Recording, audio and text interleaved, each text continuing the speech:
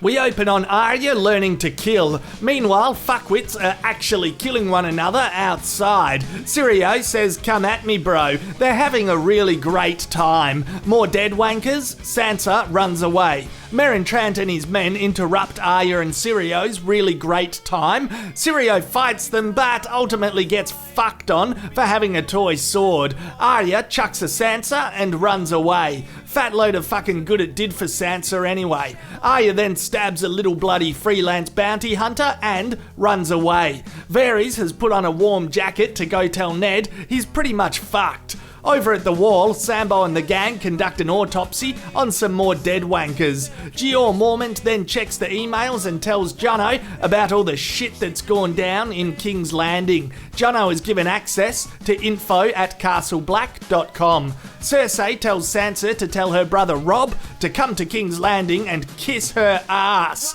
Robb is like, "This is bullshit. This isn't Sansa talking." Maester Lewin says good journalism is dead. Robbo then says he'll go to King's Landing and take an army with him. That's a little bit fucking exciting, isn't it? Catelyn's sister refuses to join Robb's army because she's a selfish dickhead. Cut to some vintage Bronn and Tyrion banter. They then have a run-in with a bloke called Shagger who wants to pick a fight. But Tyrion is like, "Why don't I just give you some gold and we'll start a new group?" Everyone is instantly excited about the new group. Alyssa Thorne makes fun of Jono for having a dad who's in prison. Jono reacts like the son of a dad who's in prison. Ghost is either really hungry or senses trouble. Trouble arrives in the form of a dead wanker who's come back as a frosty zombie. Jono sets the fucking beefcake zombie on fire, no worries. Across the narrow sea, the Dothraki destroy shit. Classic Dothraki. Dany is like, "Yeah, nah, let's call it quits on all the raping. Let those Sheilas out, please." One of the rapey fellas puts in a complaint with Drogo, and this is how Drogo deals with formal complaints. Dany says, "Let's make love immediately." Drogo is like, "I better deal with this injury first." Dany's new friend, who looks trustworthy, is permitted to help with that. Robb is having trouble growing his army. Luckily, Greywind is there to pull everyone into fucking line.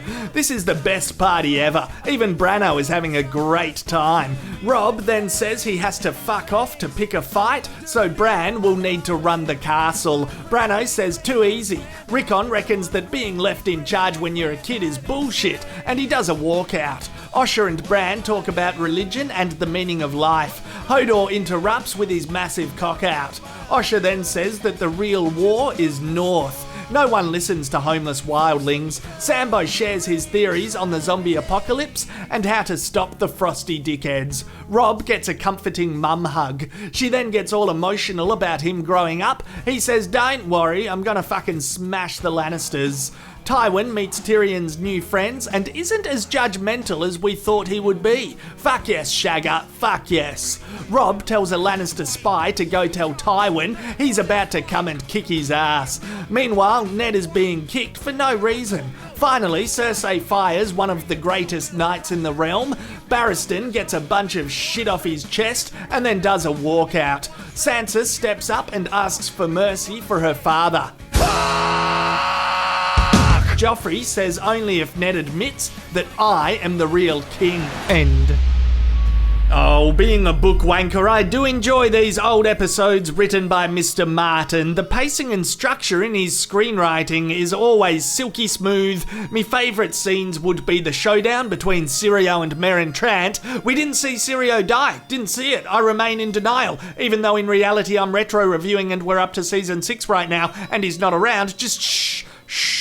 We didn't see it. I loved all the Tyrion scenes. This episode really showcases his vintage wit and negotiation skills, yet also shows the emotional struggles between him and his dad quite well too. It was good shit seeing Robbo step up to the plate and take some action in response to Ned's imprisonment. The Drogo fight scene was great and fucking nuts, and I thought the ending was solid. Seeing the Lannisters moving in and doing what they want, like firing long-time staff members is worrying shit. They are moving into power so fast now, absolutely seized the throne to the max. Yeah, and the ending is not over the top. Sansa begging for mercy for her dad leaves this episode in a gentle cliffhanger, stuck somewhere between hope and hopelessness. You can definitely feel how lost Sansa feels, out of her league, stressed as fuck, and overwhelmed. Drogo trusting Dany's judgment feels a little rushed.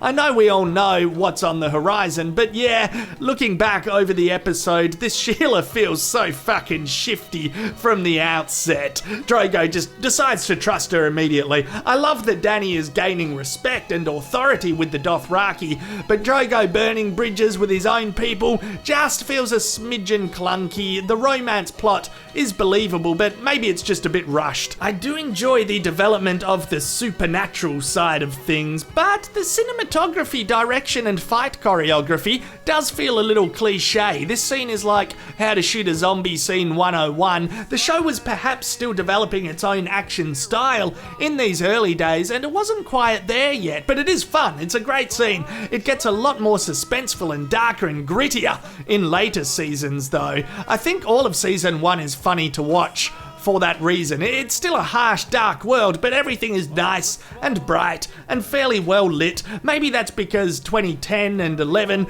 is a while ago now, or it's intentional because winter hasn't come yet. Look, overall I'm nitpicking. The episode is called The Pointy End, and I think thematically Syrio and Arya set the theme here.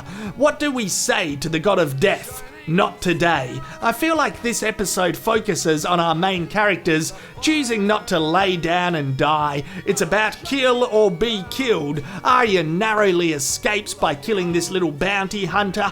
Jono says fuck off to the god of death. Tyrion doesn't always need to kill in retaliation to near-death experiences. He can talk his way out of a tight situation. Robb and his mum talk about an all-or-nothing scenario in which they need to kill the Lannisters or be killed. Drogo could have died, but he said, yeah, nah, not today. He also said, oi, you don't need this throat, do ya? Ned is flirting with the god of death, and Sansa is trying to say not today on his bloody behalf. You gotta stick 'em with the pointy end before they stick you with theirs. It's a very blunt theme and a cutthroat way to live your life.